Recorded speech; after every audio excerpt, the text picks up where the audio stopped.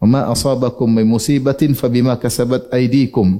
Dan tidak ada musibah yang menimpamu di atas muka bumi ini kecuali akibat ulah perbuatan kalian sendiri. Yakinlah semua kesulitan yang kita hadapi di atas muka bumi ini kecuali tidak lain akibat dosa-dosa yang kita lakukan. Dan masalahnya dosa-dosa tersebut bukan cuma berdampak dalam kehidupan di dunia, tapi berdampak pada alam berikutnya, alam barzakh. Dan lebih berdampak lagi untuk kehidupan yang abadi di akhirat kelak. Makanya ketika dikatakan kepada Nabi SAW, inna fulana matat wastarahat. Ya Rasulullah, ada ibu fulan meninggal dan dia sudah istirahat. Faghadiban Nabi SAW, Nabi pun marah. Nabi mengatakan, jangan bilang dia istirahat. Kata Nabi SAW, innama yastarihu man ghufira lahu. Yang istirahat pada kehidupan berikutnya adalah yang diampuni oleh Allah Subhanahu wa taala. Dari mana kau tahu dia diampuni? Ya, jadi enggak ada namanya istilah kalau orang meninggal dunia rest in peace, itu enggak ada ya. Kalau dia beriman baru. Tapi kalau dia tidak beriman, tidak ada namanya istirahat. Orang baru dikatakan dia istirahat pada kehidupan berikutnya jika diampuni dosa-dosanya. Nah, salah satu sarana agar kita diampuni dosa-dosa kita yang begitu banyak dan terus bertambah-tambah hari demi hari adalah dengan berpuasa, tapi berpuasa yang berkualitas. Nah, maka pada kesempatan ini saya akan membahas tentang bagaimana kita bisa menghadirkan ihtisab. Bahwasanya ketika berpuasa dengan penuh berharap, ya. Maka kita akan sebutkan beberapa keutamaan puasa. Yang pertama, ibu-ibu yang dirahmati oleh Allah Subhanahu wa taala, di antara keutamaan berpuasa bahwasanya pahalanya tanpa batas, pahalanya tanpa batas. Rasulullah SAW bersabda dalam hadisnya, kullu amal ibni Adam lahu illa siyam. Semua amal anak Adam adalah untuk anak Adam itu sendiri kecuali puasa. Fa innahu li, puasa adalah untukku, wa ana ajzi bihi, dan aku yang akan membalasnya. Yada'u ta'amahu wa syarabahu wa syahwatahu min ajli. Kata Allah, dia telah meninggalkan laparnya, makanannya, minumannya, syahwatnya dia tinggalkan karena aku. Dan ini adalah ungkapan untuk menunjukkan pahala yang disiapkan sangat besar. Karena Allah mengatakan, aku yang akan balas, aku yang akan balas, ya. Ibarat misalnya ada seorang kemudian memiliki pekerja 10 orang, yang 9 dia kasih gajinya, kemudian yang satu dia bilang, nanti kau urusan saya. Nanti kau urusan saya. Menunjukkan bahwasanya ganjaran yang disiapkan sangat besar. Dalam riwayat yang lain, Nabi bersabda, kullu amal ibni Adam yudha'af. Setiap amal anak Adam dilipat gandakan. Al-hasanatu bi asyri amsalha ila 700 dhifin. Setiap amal soleh dilipat gandakan 10 kali lipat sampai 700 kali lipat. Amal soleh yang kita lakukan bukan diganjari satu, enggak. Satu amal soleh diganjari 10 minimal. Sampai 700, tergantung kualitas amal soleh kita. Tidak semua minimal, tapi dilipat gandakan 10 kali. Ada yang mungkin dilipat gandakan 20 kali, ada yang 200 kali, ada yang 500 kali, dan ada yang 700 kali. Tergantung kualitas amal ibadah seseorang. Kemudian kata Allah, illa siyam, kecuali puasa. Puasa adalah untukku. Dari sini dipahami bahwasanya untuk puasa dia keluar dari kaedah. Kaedah amal soleh dilipat gandakan antara 10 kali lipat sampai berapa ibu? 700 kali lipat. Kecuali puasa, maka dia keluar dari kaedah. Pahalanya sangat besar. Maka seorang berusaha ketika berpuasa untuk ihtisab agar pahalanya banyak. Dan para ulama menyebutkan 3 amal soleh yang pahalanya sangat besar. Dengar baik-baik ibu-ibu, catat dalam hati ya. 3 amal soleh ini kerjakan, dihafalkan. Yang pahalanya tanpa batas, yang pertama puasa, yang kedua bersabar. Kata Nabi SAW, kata Allah Subhanahu wa taala, innama yuwaffas sabiruna ajrahum bighairi hisab. Bahwasanya puasa itu pahalanya tanpa hisab. Memang sulit, ya. Bersabar itu sulit, ya. Ya, bersabar sama suami sulit, apalagi bersabar sama istri. Ya begitu, Ibu, ya. Pahalanya tanpa batas. Yang ketiga lebih sulit lagi adalah memaafkan.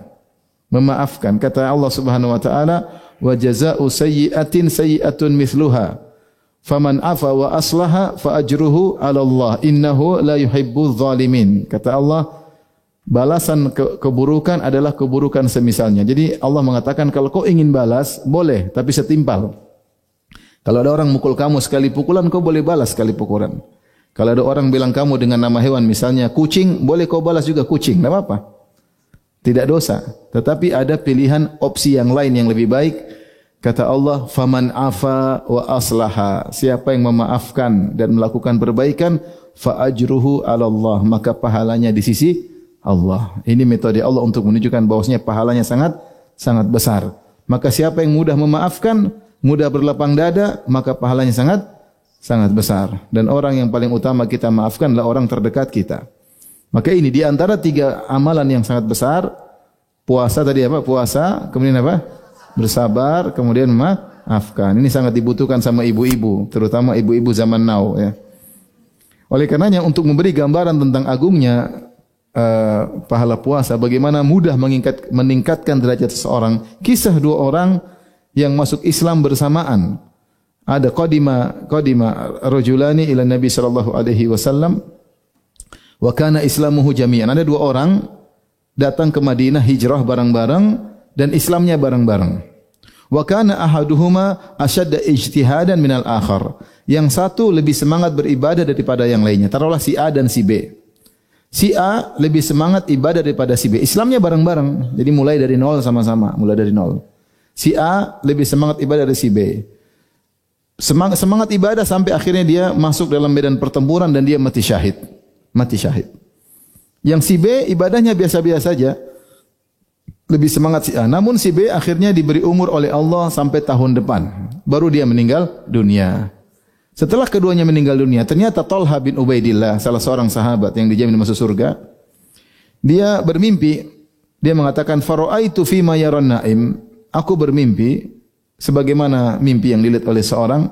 Fa idza ana bi babil jannah. Tiba-tiba aku berada di pintu surga bersama 2 orang tersebut. Tiba-tiba ada yang keluar dari dalam surga, dari surga keluar, kemudian mempersilahkan si B masuk surga di luar. Dari dalam surga mempersilahkan si B masuk surga di luar. Yang kurang semangat ibadah. Kemudian datang lagi dari dalam surga mempersilahkan si A yang mati syahid, yang lebih semangat ibadah masuk surga belakangan. Kemudian datang lagi mengatakan kepada Talha, kau belum saatnya untuk masuk surga. Silakan balik. Akhirnya aku pun bangun. Ketika aku bangun dari mimpi, aku ceritakan mimpiku kepada para sahabat. Maka mereka kenal 2 orang ini, si A dan si B dikenal. Karena masuk Islam bareng-bareng, bersahabat, si A meninggal di luar, si B belakangan. Tapi anehnya, si A lebih rajin ibadah, tapi si B masuk surga lebih dahulu. Maka mereka pun menjadikan hal ini buah pembicaraan. Sampai hatta balagha dzalika Nabi sallallahu alaihi wasallam, sampai kabar ini sampai kepada Nabi sallallahu alaihi wasallam. Maka Nabi berkata, "Mimma ta'jabun?" Apa yang buat kalian heran?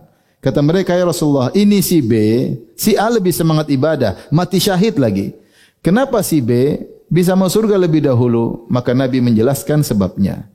Kata Nabi sallallahu alaihi wasallam, "Alaisa qad makatha ba'dahu sanah?" Bukankah si B masih diberi umur setahun setelah si A? Kata sahabat, tentu ya Rasulullah. Alaisa qad adraka Ramadan fasama? Bukankah selama setahun tersebut dia ketemu bulan Ramadan dan dia puasa? Kata para sahabat, tentu ya Rasulullah. Alaisa qad shalla kam sajdah? Bukankah dia selama setahun berapa kali sujud kepada Allah Subhanahu wa taala? Inilah sebabnya. Walama bainahuma ab'adu mimma bainas samai wal ardh. Sungguh surga di antara keduanya, antara si B dan si A, lebih jauh tingginya daripada antara langit dan bumi. Subhanallah. Kenapa? Karena si B ini meskipun ibadahnya biasa, ternyata dia bertemu dengan bulan Ramadan. Nah, kalau kita ini diberi umur oleh Allah bertemu bulan Ramadan, ini sebenarnya kesempatan kita untuk bisa banyak beramal saleh. Selama kita bisa mengoptimalkan bulan Ramadan dengan sebaik-baiknya, kita, suami kita, istri kita, anak-anak kita, kita usahakan untuk bisa beribadah sebaik-baiknya. Karena pahala puasa jika dikerjakan dengan kualitas, maka pahalanya keluar dari kaedah 10 sampai 700 kali lipat. Dia lebih daripada itu. Dengan syarat harus berkualitas. Baik, ini keutamaan yang pertama. Keutamaan yang kedua, kata Rasulullah SAW, as-siyamu junnah, puasa adalah perisai. Puasa adalah perisai. Ketika Rasulullah menjelaskan tentang keutamaan puasa. Perisai ada 2 tafsiran atau 2 makna. Tafsiran makna yang pertama perisai di dunia, makna kedua perisai di akhirat. Adapun perisai di dunia maksudnya puasa menghalangi orang dari bermaksiat. Puasa menghalangi orang dari bermaksiat ya. Karena ketika orang berpuasa, ada yang mengatakan bahwasanya setan mengalir dalam darah manusia, maka karena dengan adanya kurang makanan setan tidak leluasa untuk menggoda manusia, maka seorang terhalangi dari berbagai macam maksiat. Makanya ketika Rasulullah SAW menasihati para pemuda yang belum bisa menikah, Nabi suruh berpuasa.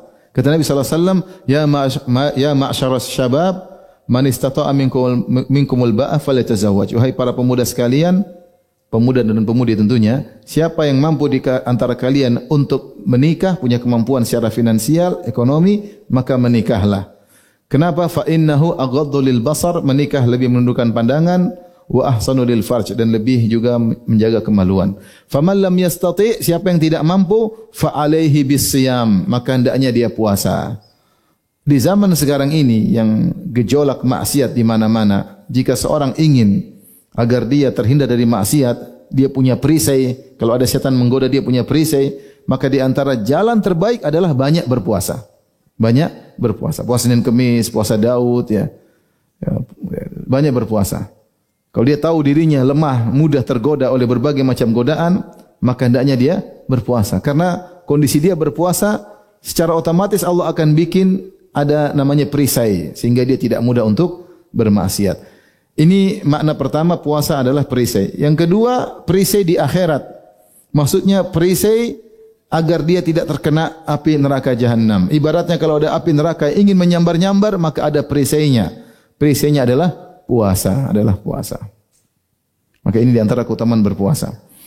Tapi di antara keutamaan berikutnya yang ketiga, dalam satu hadis Rasulullah SAW bersabda, "Ma min 'abdin yasumu shauman fi sabilillah illa ba'adallahu bidzalikal yaum wajhahu 'anil nar 70 kharifan." Kata Nabi SAW, tidaklah ada seorang hamba, lelaki maupun wanita, yang dia berpuasa sehari saja fi sabilillah, di jalan Allah, berpuasa sehari di jalan Allah, kecuali Allah akan menjauhkan wajahnya dari neraka jahanam sejauh 70 tahun perjalanan, sejauh jarak 70 tahun perjalanan.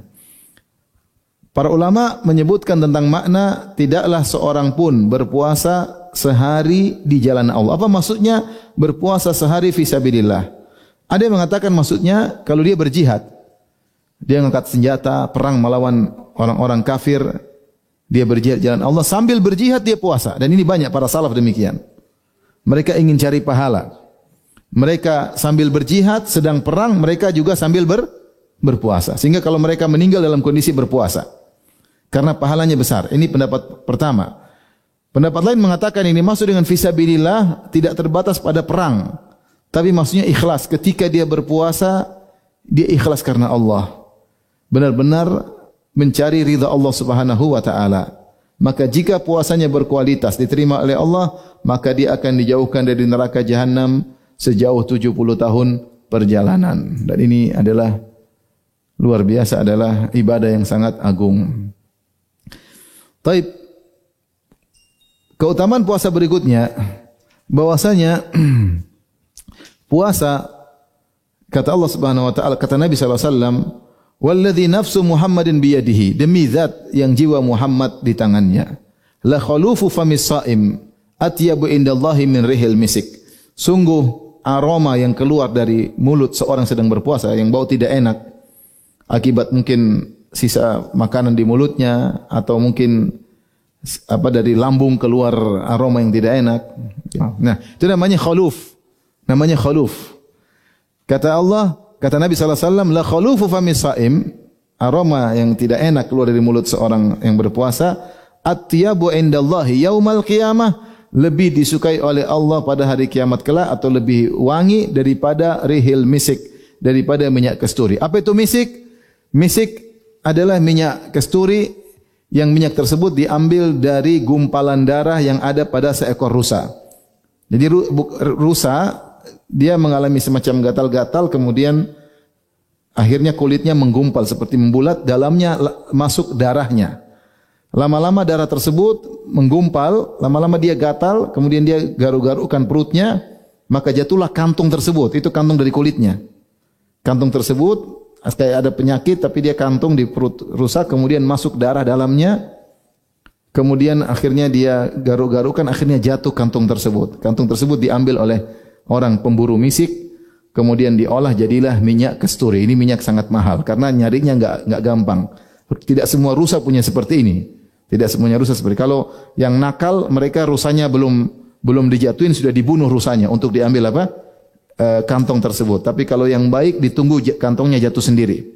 Intinya ini minyak wangi, sangat wangi. Tapi kata Allah, kata Nabi SAW, bau aroma orang yang berpuasa pada hari kiamat lebih wangi daripada minyak tersebut. Sebagian ulama mengatakan al-jaza' bin jinsil amal, balasan sesuai dengan perbuatan. Orang yang berpuasa, terutama puasa-puasa sunnah, asalnya tidak ada yang tahu. Puasa itu kata para ulama tidak kemasukan riya. Tidak bisa. Kalau ibadah lain kita bisa riya. Seperti salat. Salat orang lihat kita, ya enggak? Kita riya bisa. Baca Quran orang bisa lihat, riya. Berdakwah orang juga bisa, lagi berdakwah di sana kelihatan. Umroh haji apalagi bisa kelihatan. Kalau puasa tidak kelihatan. Kecuali dia ngomong, saya sedang puasa. Kalau dia tidak ngomong, tidak ketahuan. Ya, kecuali dia nampak-nampakkan lagi pusing. Kalau enggak, tidak ketahuan.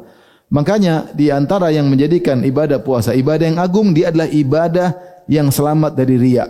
Dan ibadah yang semakin jauh dari riya, semakin besar pahalanya. Semakin besar pahalanya ya.